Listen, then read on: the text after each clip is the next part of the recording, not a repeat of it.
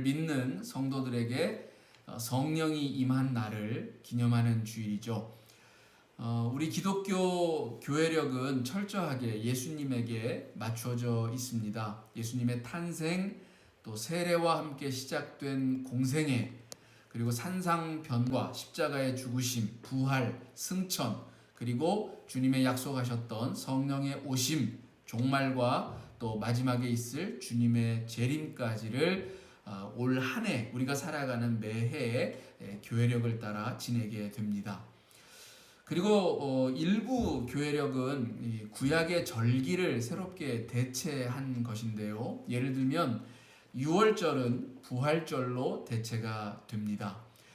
옛 이스라엘이 애굽에서 해방된 날이 6월절이라고 한다면 부활절은 새로운 이스라엘, 그러니까 예수 그리스도 안에서 하나님의 나라의 백성이 된 모든 사람들이 죄와 죽음으로부터 해방된 그런 날로 대체하게 된 것입니다.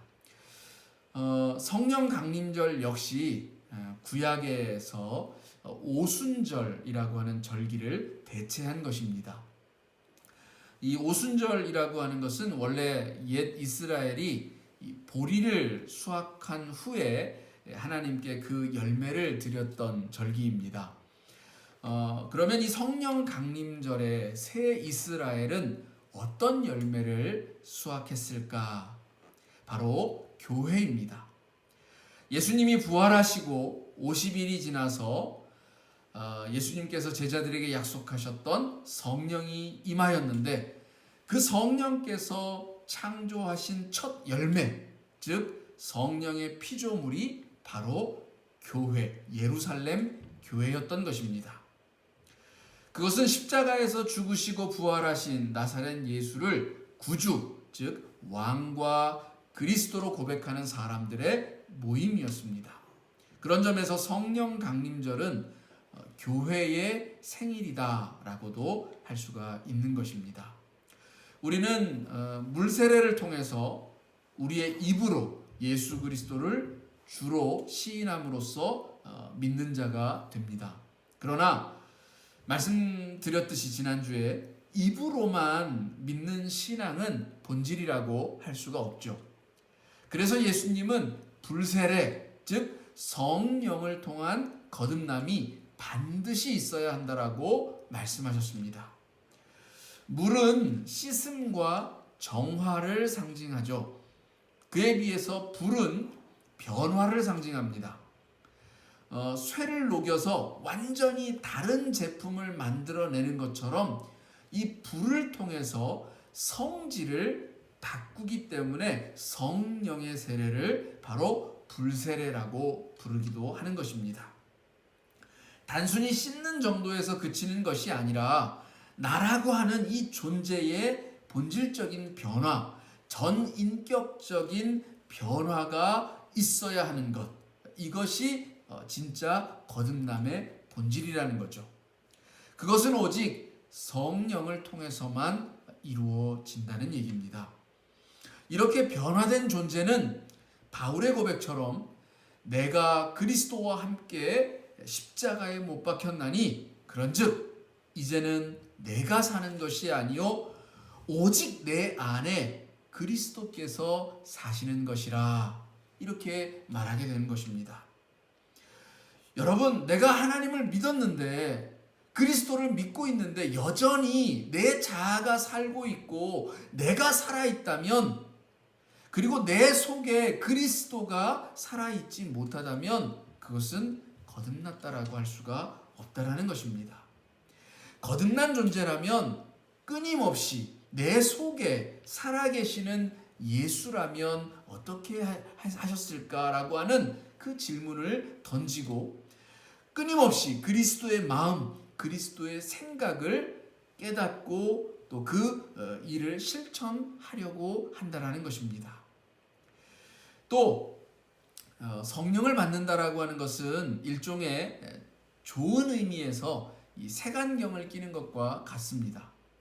선글라스를 끼고 세상을 보면 그 선글라스의 색으로 비추어지죠.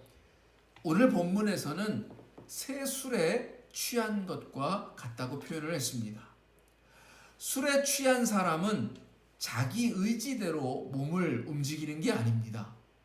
그런 것처럼 성령을 받게 되면 하나님이 주신 말씀 안에서 하나님의 뜻과 목적으로 세상을 보게 된다는 겁니다. 성령을 받기 전의 제자들과 성령을 받은 후의 제자들을 비교해 보면 이해가 쉬울 것입니다.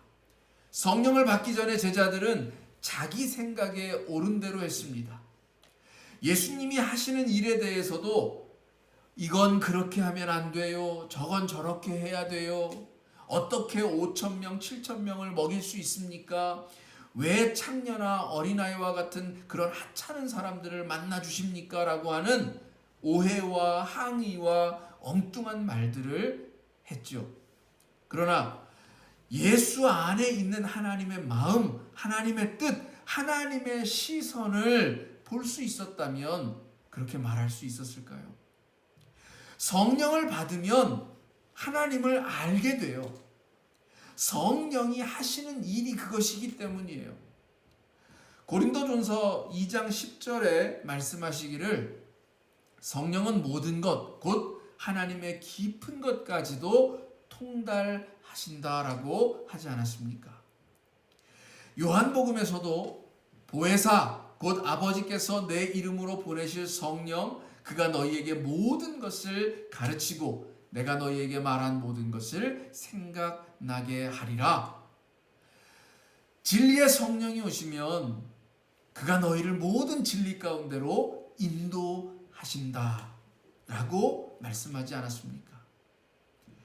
또 하나님의 말씀은 성령으로 된 것이다 라고 했습니다. 즉 하나님의 말씀을 제대로 깨닫고 행하려면 성령이 아니고서는 안 된다라는 거예요.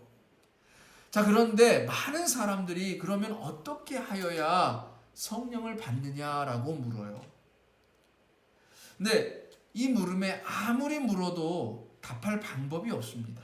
왜냐하면 성경에는 성령을 받는 비결 같은 게 적혀 있지 않기 때문에요. 다만 구하는 자에게 주시지 않겠느냐라고 하는 예수님의 말씀만 있습니다. 저도 여러분에게 말씀드릴 것은 성령을 사모하고 성령을 바라고 성령을 기도하세요. 그러면 하나님이 주십니다. 제자들이 3년을 예수님을 따라다닐 때 성령을 받은 게 아닙니다. 그때의 제자들은 성령을 바라지도 구하지도 않았어요. 어쩌면 예수님이 직접 가르쳐 주시고 인도해 주시니까 굳이 성령을 구할 필요가 없었는지도 모릅니다. 하지만 이제 예수님은 몸으로는 우리와 함께 계시지 않습니다. 오직 영으로만 함께 하시는데 그것이 보혜사 성령이라는 것이죠. 제자들이 계속해서 하나님의 진리 가운데서 살아가고 하나님의 뜻을 실천하기 위해서는 예수 그리스도의 인도하심이 여전히 필요합니다. 그것을 바로 성령을 통해서 그렇게 하신다는 거죠. 우리가 성령을 구하는 것도 그리스도 예수와 더불어서 그가 인도하시는 거룩한 진리의 삶을 살아가기 위해서인 것입니다. 내 속에서 성령이 역사하신다는 것은 내 삶의 선택의 순간순간들마다 어떤 것이 하나님의 뜻인지를 생각나게 하시고 알게 하시고 그 길로 인도하시는 하나님이 계셔서 거기에 순종하게 하신다는 거죠. 여기 마가의 다락방에 모인 제자들과 성도들 역시 특별히 다른 어떤 방법을 쓴 게 아닙니다. 간절히 사모하는 마음으로 성령을 구하였고 마침내 저들에게 불같은 성령이 임하였습니다. 성경을 통해서 성령을 받기 위해 바라고 구하는 것 외에 다른 특별한 방법을 찾을 수는 없지만 우리가 성령을 받았는지 그렇지 않은지는 확실하게 확인을 할 수가 있어요. 성경에 보면 육체는 육체의 열매를 내고 성령은 성령의 열매를 내니 그 열매를 보면 그가 성령의 사람인지 아닌지를 알 수 있다라는 거죠. 갈라디아서 5장 19절에서 21절에는 육체의 열매가, 그리고 22절과 23절에는 성령의 열매가 기록되어 있습니다. 먼저 육체의 열매는 음행과 호색의 성적인 타락, 우상 숭배와 술수, 원수 맺는 것과 분쟁, 시기, 분냄, 당 짓는 것, 즉 차별과 이단, 그리고 투기와 술 취함과 방탕함이 육체가 내는 열매라고 말하고 있습니다. 성령의 열매는 지난주에 말씀드린 사랑이 첫 번째로 나오고 우리가 잘 알고 있는 9가지 열매가 쭉 이어지죠. 사랑, 희락, 화평, 인내, 자비, 양선, 충성, 온유, 절제. 열매가 다 자랄 때까지는 알곡과 쭉정이가 잘 구분이 안 돼서 모를 수 있죠. 우리가 어떤 열매를 맺고 있는지 잘 모르고 살아갈 수 있다는 얘기예요. 그러나 때가 되면 분명하게 드러납니다. 확실하게 구분되는 시기가 오면 우리가 성령의 사람인지 육체의 사람인지를 알게 된다는 거죠. 열매도 다 같은 열매가 아니죠. 특상품 열매가 있는가 하면 그냥 거름이나 가축의 먹이로 쓸 그런 열매도 있는 법입니다. 우리의 열매는 어떻습니까? 성령은 우리로 하여금 성령의 열매 맺는 일을 하도록 우리를 이끌어 주십니다. 더욱 성령을 간구함으로 성령의 사람이 되어서 성령의 아름다운 특상품의 결실을 맺는 우리들이 되어지기를 축원합니다.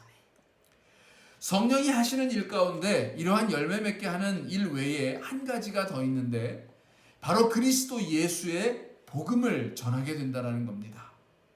사도행전 1장 8절에 보는 것처럼 예수님은 하늘로 올리우시기 전에 제자들에게 오직 성령이 너희에게 임하시면 너희가 권능을 받고 예루살렘과 온 유대와 사마리아와 땅끝까지 이르러 내 증인이 되리라 라고 하셨습니다. 오늘 본문 5절에 보면 유대 절기를 맞아서 이 오순절을 맞아서 인근 각지에서 예루살렘을 방문한 유대인들이 있었습니다. 구체적으로 9절에서 11절에 그들 출신 지역들이 소개되어져 있죠. 말하자면 이제 그 땅에서 태어난 이제 그 외국인들이에요. 피는 유대인의 피를 갖고 있지만 사실은 이제 어쩌다 한 번씩 절기를 맞아서 유대 땅을 방문하는, 예루살렘을 방문하는 원근 각지의 유대인들이라는 거죠. 이들이 각자 자기 나라 말로 제자들이 하는 말을 알아들었습니다. 그러니까 성령을 받으면 이런 이제 어떤 표지로서 이 방언이라고 하는 현상이 나타나는데 우리가 이제 이 사도행전 2장의 말씀, 특별히 이제 오순절 성령의 강림 사건과 관련해서 이 말씀을 읽을 때 이 방언의 현상에 집중하는 경향이 있는데요. 사실 저도 어렸을 적만 해도 이 방언을 해야만 이 성령을 받았다라고 하는 증거로 여겨서 소위 그 방언을 하게 한다는 은사 집회에 저희 부모님 손잡고 여러 군데를 따라다녔던 그런 기억이 있습니다. 자, 그런데 사실 그렇죠. 외국어를 한 번도 배우지 않은 제자들이 갑자기 하나님의 은사를 받아서 외국어를 쏟아내는 모습을 보면 너무 신기하고 그 장면을 실제로 목격했던 그 사람들이라면 굉장히 놀라웠을 것입니다. 그런데 정작 중요한 것은 방언이 아니에요. 진짜 중요한 것은 제자들이 이 방언으로 무엇을 말하느냐, 이게 핵심인 겁니다. 11절에 보면 제자들이 각 언어로 무엇을 말하는가? 바로 하나님의 큰 일을 말하였다. 이렇게 기록하고 있습니다. 하나님의 큰 일, 이게 가장 중요한 핵심입니다. 방언을 유창하게 하는데 정작 그 내용이 하나님과 상관이 없는 거라면 아무 쓸모가 없어요. 고린도전서 13장에서 사랑이 없는 방언은 울리는 꽹과리와 같다라고 말하고 있습니다. 핵심은 하나님의 사랑, 즉 사랑이 없다는 것은 하나님이 없다는 것이고, 결국 하나님 없는 방언은 소음일 뿐이라는 거죠. 그러니까 방언이라는 현상에 집중해야 할 것이 아니라 우리가 주목해 보아야 할 것은 바로 이 하나님의 큰 일입니다. 오늘 본문에서는 이 하나님의 큰 일에 관한 구체적인 설명이 없어요. 하지만 그것이 무엇인지는 충분히 짐작할 수가 있습니다. 바로 하나님이 행하신 예수 그리스도를 통한 구원의 역사인 것입니다. 하나님이 우리를 사랑하셔서 사람의 몸으로 세상에 오시고 우리와 더불어 먹고 마시고 진리를 가르치시고 이것을 믿는 자들에게 구원을 약속하셨다. 이것이 바로 하나님이 행하신 일입니다.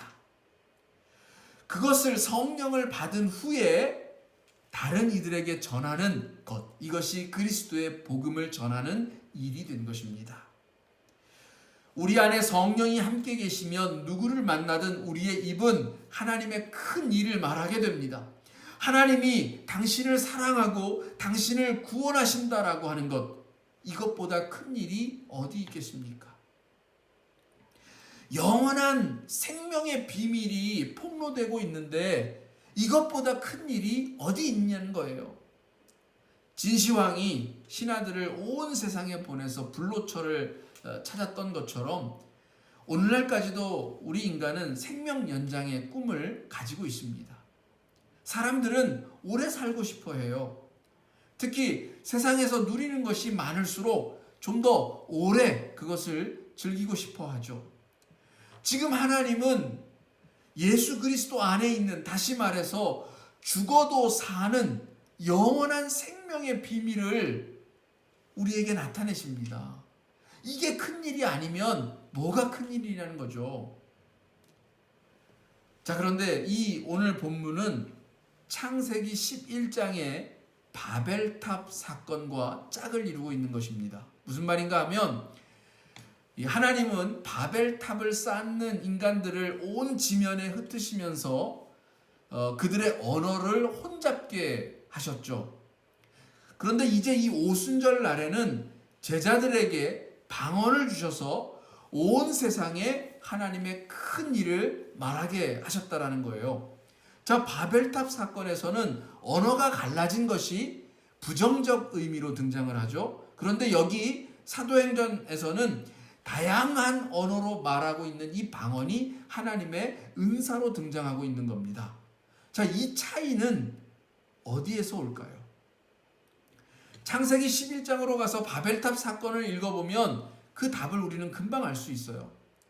바벨에 모인 사람들이 이렇게 말합니다. 자, 성읍과 탑을 건설하여 그 탑 꼭대기를 하늘에 닿게 하여 우리 이름을 내고 온 지면에 흩어짐을 면하자. 여기 뭐라고 말했다고요? 우리 이름을 내자. 즉 사람이 자기의 영광을 얻기 위해서 탑을 쌓자라고 말한 거죠. 이것이 하나님의 큰 일과 대조되는 겁니다. 다양한 언어를 말하게 된 이유가 한쪽에서는 자기 이름을 내기 위해서이고 다른 한쪽에서는 하나님의 큰 일을 말하기 위해서죠. 한쪽은 우리 인간의 잘못된 행위의 결과로 주어진 것이고 한쪽은 하나님의 목적을 위해서 수단으로 주어진 것입니다. 결국 우리의 언어가 하나님의 심판의 결과가 될지 하나님의 목적을 이루기 위한 은혜의 수단이 될지는 우리가 내뱉는 말을 보면 알 수 있다라는 겁니다. 여러분, 우리는 오늘 어떤 말을 하고 있습니까? 사람을 살리는 사랑의 말을 하고 있습니까? 당신을 하나님이 사랑하고 계시다라고 하는 구원의 복음을 나타내는 말입니까? 아니면 그저 스스로를 자랑하는 자기 영광의 말입니까? 어렵고 힘든 고난의 때인 지금은 더욱 하나님의 큰 일이 필요합니다. 하나님의 구원하시는 놀라운 역사가 간절하죠. 그럴수록 하나님의 영광을 가로채려는 어리석은 우리의 욕심이 아니라 하나님의 일을 행하시도록 그래서 죽어가는 우리가 다시 살아나기를 소망해야 할 줄로 믿습니다. 하나님이 어떻게 우리를 구원하시는지를 똑똑히 보고 그 큰 일을 증언하는 우리의 입술이 되어야 할 줄로 믿습니다. 하나님의 영광을 나타내는 일은 결국 하나님이 하신 일, 우리를 구원하시는 역사에 겸손한 마음으로 함께 참여하는 것입니다. 그럴 때 세상 사람들이 보고 놀라며 하나님께로 돌아오는 것입니다. 오늘 우리 이 베네치아 연합교회에 세상 사람들이 참 놀랍고 신기하다라고 하면서 다가오고 가까이 와서 하나님을 만나는 그런 일들이 일어나시기를 원합니다. 그러기 위하여 오늘 우리가 내는 우리의 입술의 말들은 사랑의 언어가 되어지고 구원과 복음의 역사, 하나님이 우리 가운데 행하신 그 선한 일들을 나타내는, 증거하는 그런 입술이 되어지기를 주님의 이름으로 축원합니다. 기도하시겠습니다. 하나님, 제자들이 성령을 받았습니다. 불의 혀같이 갈라지는 놀라운 역사를 통하여서 저들이 세상의 만국의 언어로 하나님의 하신 일들을 증언하는 역사가 나타났습니다. 신기하고 놀라운 일입니다. 그러나 사람들은 어찌 저들이 저 배우지 못한 갈릴리 사람들이 이 세상의 언어들을, 다른 지역의 언어들을 말하는가? 거기에만 빠져 있었습니다. 정작 그것을 통해서 증거되어지고 있던 하나님의 큰 일, 하나님이 행하신 그 놀라운 일들을 귀 기울여 듣지 못하고 있었습니다. 하나님, 오늘 저희들도 그런 이들이 되지 않게 하옵소서. 그저 눈에 보이는 신기한 현상만 쫓아가는 이들이 아니라 그 현상 속에서 본질적으로 하나님이 우리들에게 나타내시는 바가 무엇인지를 똑바로 보고 오늘 그것을 행하고 실천하며 순종하며 나아가는 하나님의 자녀들 되어지기를 원합니다. 오늘 우리의 입술이 그런 면에서 하나님의 큰 일을 증거하는 복된 입술이 되어지기를 원합니다. 우리 가운데 먼저 행하신 그 놀라운 구원의 역사를 아직 알지 못하고 깨닫지 못하는 이들에게 증언하고 나타내며 우리의 삶으로서 증거할 수 있도록 도와주시옵소서. 오늘 우리가 사랑함으로써, 오늘 우리가 성령의 열매들을 아름답게 결실함으로써 많은 세상 사람들이 보고 놀라며 하나님께로 나아오며 이 일이 어찌 됨이냐라고 말하게 될 줄로 믿습니다. 그리하여 더욱 하나님의 나라가 확장되어져 가게 될 줄을 믿사오니 그 역사가 오늘 여기 베네치아 연합교회의 성도들로부터 이루어지게 하옵소서. 예수님의 이름으로 기도드립니다. 아멘.